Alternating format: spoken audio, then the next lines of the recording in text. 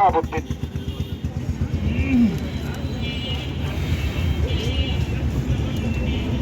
আসসালামু আলাইকুম ওয়া রাহমাতুল্লাহি ওয়া বারাকাতুহু। আলহামদুলিল্লাহি রাব্বিল আলামিন, আসসালাতু ওয়াসসালামু আলা রাসূলিহিল কারীম ওয়া আলা আলিহি ওয়া আসহাবিহি আজমাইন।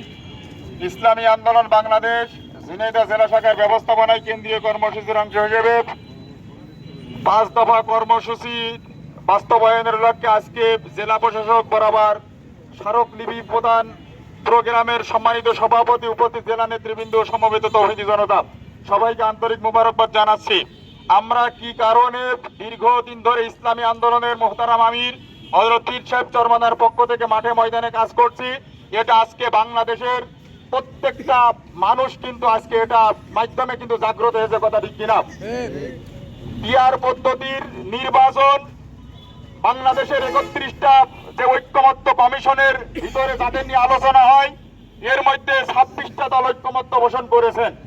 কিন্তু কয়েকটা দল কেন যে জাতীয় নির্বাচন আগামীতে অনুষ্ঠিত হবে এটা মানতে পারছে না, এটা আমাদেরও বোধগম্য নয়, বাংলাদেশের অধিকাংশ মেজরিটি পার্সেন্ট মানুষও কিন্তু বোধগম্য নয়।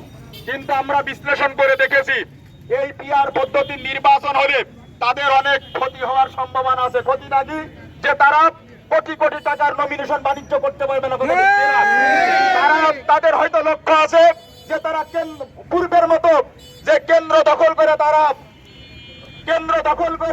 তারা রাষ্ট্রীয় ক্ষমতায় যাওয়ার কিন্তু স্বপ্ন দেখছে। কিন্তু আমাদেরকে জাগ্রত হতে হবে। এদেশের মানুষ 1971 সালের মহান মুক্তিযুদ্ধের মাধ্যমে 12টা নির্বাচন দেখেছে। এই নির্বাচনের মাধ্যমে এই বাংলাদেশের মানুষের আশা আকাঙ্ক্ষার প্রতিফল কিন্তু ঘটেনি। এই জন্য আমরা নতুন করে বড় রাজনৈতিক দল যেন স্বৈরাচারী না হতে পারে, সেই লক্ষ্যে হযরত পীর সাহেব চরমনাই যেটা সর্বপ্রথম বাংলাদেশের বুকে উপলব্ধি করেছিলেন, সেইটা বাস্তবায়নের জন্য কিন্তু আজকে বাংলাদেশের মানুষের আজকে কিন্তু তারা পিয়ানের দাবি নিয়ে আজকে তারা কিন্তু রাজপথে আছে। আজকে বাংলাদেশের 7টা দল যুগপত আন্দোলনের মাধ্যমে আজকে কিন্তু জেলা প্রশাসক করার স্মারকলিপি কিন্তু দিচ্ছে। আমাদের সতর্ক সজাগ থাকতে হবে যেন প্রচলিত যে নির্বাচনী ব্যবস্থা বিগত আমরা স্বাধীনতার পরে যে 12টা নির্বাচন আমরা দেখেছি, এর পুনরায় এই ব্যত্যয় যেন না ঘটে। এই জন্য আমাদের ঐক্যবদ্ধ হবে এই পিআর পদ্ধতি নির্বাচনের জন্য সর্বাত্মকভাবে আমাদেরকে মাঠে ময়দানে ঝাঁপিয়ে পড়তে হবে। আর যে 24 জুলাই আগস্টের অভ্যুত্থানের মাধ্যমে যে আমরা নতুন বাংলাদেশ যে আমরা পেয়েছি, আজকে যে এই গণহত্যার বিচার কিন্তু হতে হবে। আজকে বিচারকে তারা পাশ কাটিয়ে যাওয়ার অন্তর্বর্তীকালীন সরকার কিন্তু চেষ্টা করতেছে।